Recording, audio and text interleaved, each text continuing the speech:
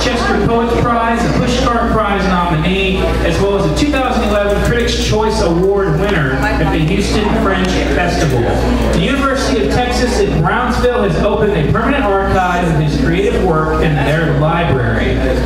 His collection, Unutterable, Blunders, and Palace Disasters, was published by PlainViewPress in 2006. Ceaseless, Greasepaint, and Combat Stance was published by Weasel Press in 2007. Pleadings from the Pleiades, Poetry in the Arts Publications, is available at poetryinthearts.org, and his latest chapbook is Bones of Rebellion from PlainViewPress chapbook series. His latest full-length collection, which is available right here for tonight, $10, Mr. Karma from Transcendent Zero Press 2013, is a collection of spiritual poetry. Let's all give Kent another round of applause.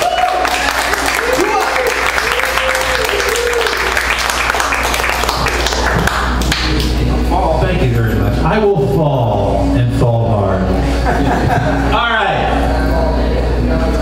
I'm going to make this a casual reading. So, I need to tell my webmaster to shorten the bullshit on my bio because, although it's all true, it just sounds incredibly pompous. I was at a reading a few weeks ago, and I said, is that guy ever going to shut up? So, in honor of Dustin, is that guy ever going to shut up? No, in all seriousness, I'm reading down here tonight, and I'm glad to be here. I've never read a Nocturne, I've read it like a number of times. We've got 6 more copies of the book that Dustin needs to sell tonight. So I'm hoping he's selling them for $10. We can get all 6 of these sold. I never have to come down and see Dustin again. The cover art was done by a friend of mine from the Art Institute named Kevin Richard. It's me as a Dutch master. Some of you guys may remember the old cigar boxes with Dutch masters on them. The Birth of the Cool, starring Dustin Pickard. It's what they call a happening. It's a Miles Davis joke. All right.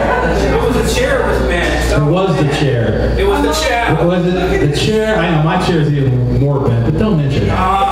Was it? Leaning against the wall. It could have been user error in any event. Where was I? Oh yeah. The cover art. Yeah. Hey, we're suing. All right. I hope they have a damn good lawyer because I know a few. All right. You're one of them. I'm one of them, right? Anyway, the cover art is me as a Dutch master. So I really, my buddy Kevin was looking through a book of poetry or a book of paintings, and it was like some Dutch poet named like Rijn van Viegen or something.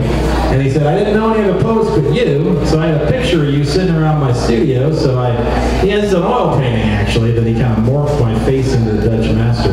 So I immediately knew it would be the cover of my next book. And no, I kid around with this, and I really do appreciate Dustin publishing this. All proceeds from this book go to the Dustin Pickering Memorial Relief Fund, which I've been trying to put the money in the coffers for that for many years. In any event, since I've been told this is kind of an open mic, I can say bad words. Let's get going. Here's my version of spirituality. Next, to glorify you. Each act is a sacrament. Each breath is an offering. Each morsel of food, a service. Each reaches toward a future where you reside as easy as you glide from past to path. What next can I do to glorify you? You do not need my sight unless my one eye shines through you, through only you. I am the village idiot in a shithole.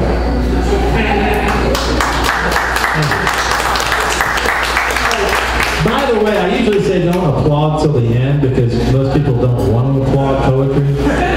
But the reason I'm addressing the deity as you, if anybody's ever read any Rilke, I was reading Rilke when I was writing this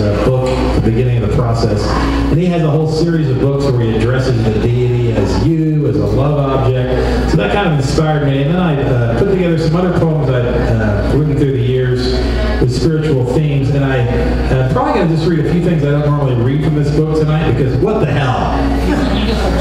So here's another little cuss words. I'll read everything with cuss words. How's that sound? Go for it. All right, this is a rondo. Very pompous poet. You can look it up.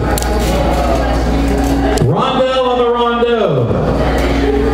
In 1597, the Pope banned the rondo, but modern Catholic tastes need the discipline. Free verse piss and spoken word shit overflow like a whorehouse outhouse in wartime Berlin. Old forms forgotten, much to my chagrin, need a 21st century impresario. In 1597, the Pope banned the rondo, but modern Catholic tastes need the discipline. Rhythm and rhyme glow as the poetic plateau, though liars say formalists can't be genuine. Follow, if you know, this sublime embryo. For in tradition, true new styles show. In 1597, the Pope banned the rondo, but modern Catholic tastes need the discipline. And yeah, you can snap your fingers. That's a more appropriate thing for reading, right? Yeah, obviously I'm offending the Catholics here too, so I'm going all in, all right? And that, of course, is a rondo, which if you look in your poetry form books, it's an interspersing rhyme scheme, and there's some repeated lines. And I think I might have a villanelle in this book, but if I don't, it doesn't matter. You can learn that in creative writing. Speaking of which, Josie, thanks for coming. Josie's a student in my English class at the Art Institute. So I'll dedicate this poem to you. It doesn't have cuss words. Just throwing it out, okay? And it's one of the only poems I've ever written that looks like this, which is all non-left justified. I really am kind of a formalist, although I'm a radical in subject matter. So I left justified all my poems, but this one, I just kind of threw words down in like a line, okay? It's very visual. And within the limits defined by minds from far back, past adaptations, we all walk, fall outside these lyres, the musical instrument. It's a pun. You will be nothing. And moreover, they will still exist. So, how to escape?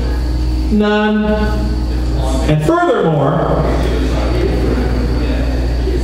I don't expect a lot of sense in spirituality. I haven't found it. So I think one of the things I realized is, in fact, the next poem is called Sense of the Sense. Listen to the touch of God's eyes. In every sense, taste. Wise is the wisdom revealed in each of the ages. Foolish is the fool who loses your genius. Poor is the poverty of spirit to move want. Blessed are those who bless this mess of forgiveness.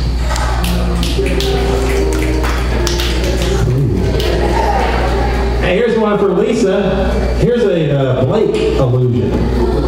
Thank you, Lisa, for all your help with my latest poetry. We've been working on a book of my love poetry through the years.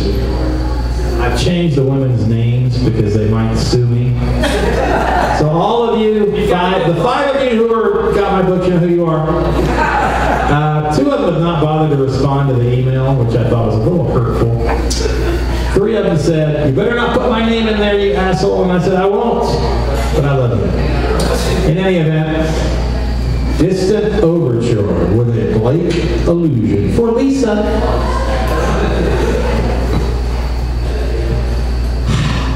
You will ooze through the surging ozone waves of pain we all feel. You will bend with a canyon of doubt to allow a new world spirit to sprout, to birth in a single shout. You will come in a rumbling wave to share the peace there you crave. Stop the needles and pins on the ground. Weed out the distant overture, the natural feedback hum, ground up in a stark disaster. As you wander around, pretending you're the Christ child, with a case of the meek and the mild.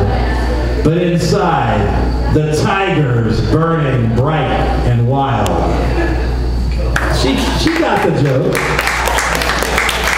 Thank you. You know, I do wander around like a Christ child with a case of the meek and the mild. It's true. All right. Who else am I going to pick on in the audience, huh? Well, I guess you know who's next, right, Stephanie? I've got to, all right. And Dodie and Doug, as long as y'all are here, what the hell? I'll pick on all of you, all right? Here's one about kinfolk. Although, man, it's nothing to do with kinfolk, but the title says kinfolk, so this is for you two, who are kinfolk, right? Cheers. Wish we had booze here. I don't drink, children. Abolish kinfolk. If you would come here yourself to this contradictory place, remake the celebration of ebony, the metal of the first times. If you would essay the dream before it becomes useless, before the rebounding blood, before your father's death. This country used to be a mirror in the silver guise of the sea. Now, good omens are all around. In no way taking our surprise. If you would bet on the dying ocean, there's one last chance for the land. But what can be the last time for the poets without race, the armies always against them, souls showing in their face?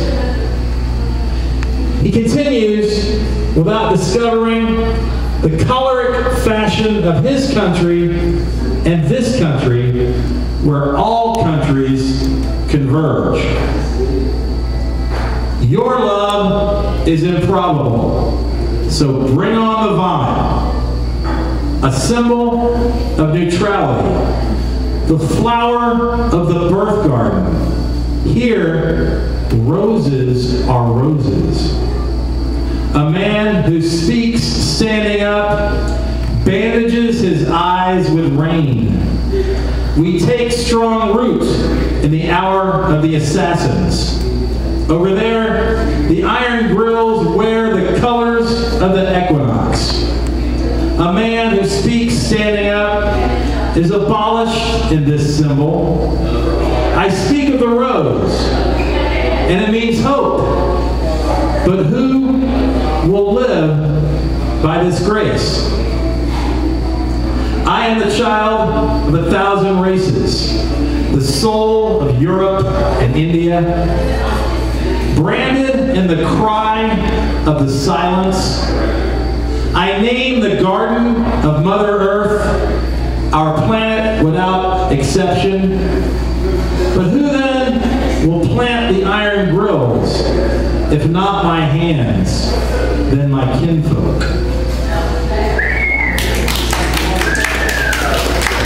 You know, I was reading in South Padre for that whole compass thing where they put my shit in the library, and you know, my stuff's very complicated. And I remember reading and going, this stuff makes no sense. It's very spiritual. But it actually does make sense. So why don't I make a little sense, since I'm being deliberately obscure? Here's one that Lisa really liked. It may appeal to the more mundane tastes.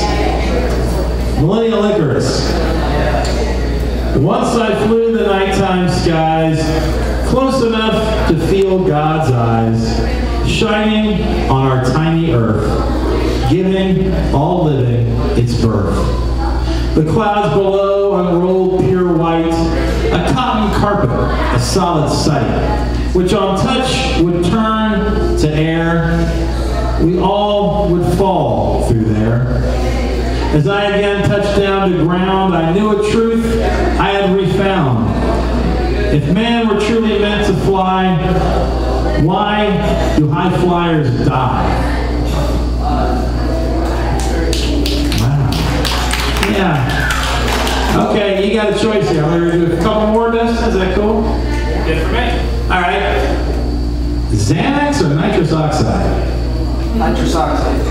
Nitrous oxide it is, all right? You got any friends whose dads are dentists?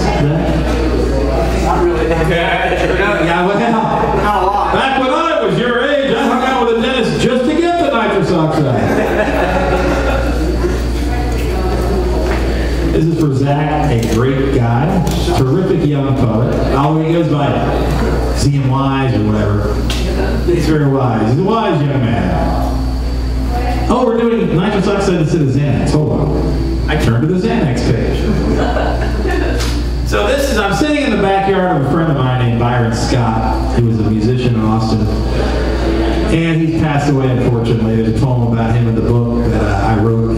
He passed away a few years ago. I was in Ireland, and I was at Yates's library, the Irish library, and I heard about him passing away, and I wrote this poem based on Auden's poem for Yates, and I did a formal poem for my friend Byron. It'll make me cry if I read it tonight, so I'm not going to. But, so anyway, I'm in his backyard, and, you know, we're musicians, so we got a little edge to us. So he's got some nitrous oxide in his house. I said, oh, man, bring it on. So I went outside with a nitrous oxide dispenser and wrote a poem immediately upon taking the instead of nitrous oxide. And it's actually, I guess you would call it a narrative piece in 1301, because I talk about the experience of doing the nitrous, then the kind of spiritual vibe I get from the nitrous, and then it kind of devolves into this kind of nitrous thing. So, if anyone's ever done nitrous, you'll enjoy this. It's called For Mystic Byron. In a Chinese rock garden in Byron Scott's backyard, I thought to write of God, the oneness. As bamboo stalks clicked rhythm in the wind, and tiny chirps, followed by winter's bellows, cold pumped goosebump ribbing through my thin clothing. Then an impulse led me to take a nitrous oxide hit.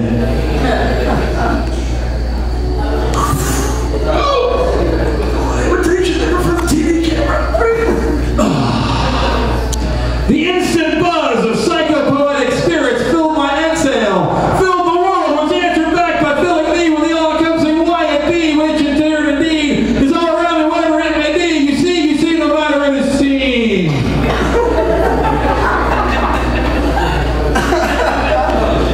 Then, that mystic state ended, and on the ground, a hard gray canister. So clinical, not in tune with the nature's wisdom which bombs the ruin that is you. Oneness, I surrender. Do me as you will.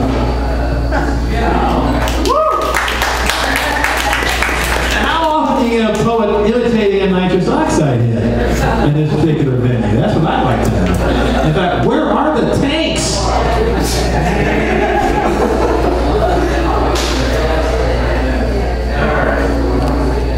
Anybody have some Native American in them? A little bit. A little bit?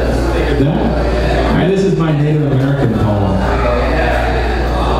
The seer who would not see. Actually, this is probably a good one to end on. unless you want me to do another. Where are you at? So what do you want me to do? Do what you like. But don't do it here. Right. Bada bing. Just don't fall out of your chair. Yeah, right. You already got that one. I took that one. I can't top that. I'll do two more. How about that? I got two.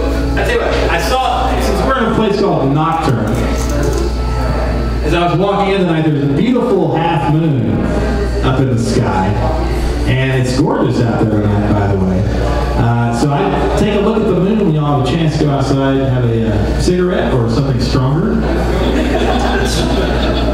And think of the moon as I read this poem. This is for Nocturne. It's called Moon Crown. Some poets say the moon is a man and the earth is a mother. Others say the moon is hollow and the earth is full of life. Some call the moon Luna and earth a gorgeous Gaia. But I say the moon is a sliver carved from Earth Mother's fertile belly, and the alien's obelisk glows and winds every night in the light's sky.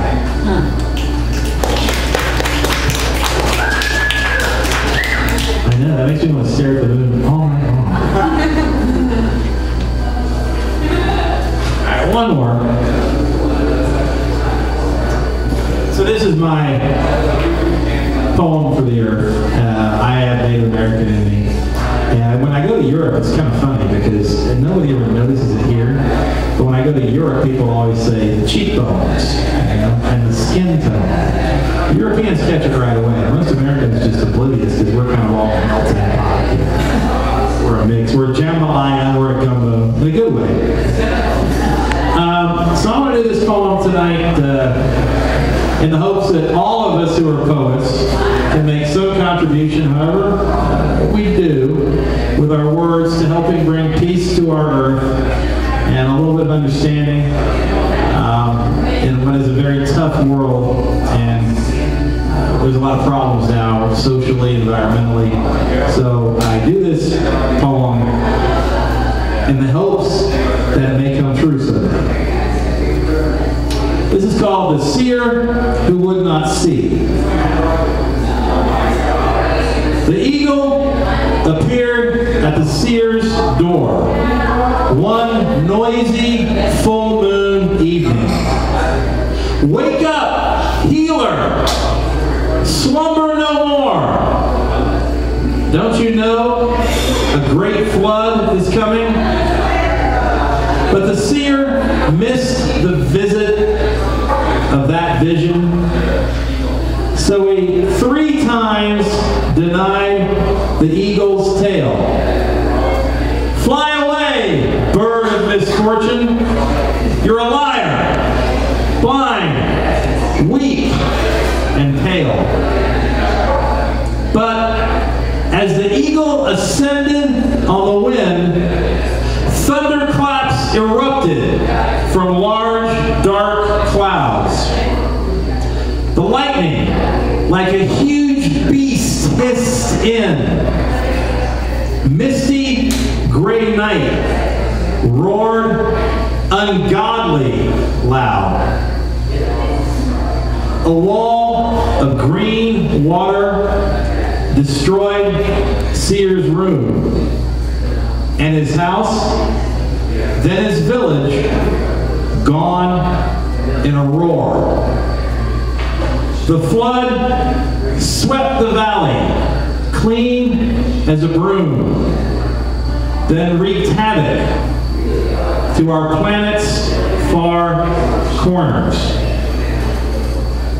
But the eagle had hidden one woman and her children. Amid the bones and the corpses, the flood stranded bare. He fed them and told them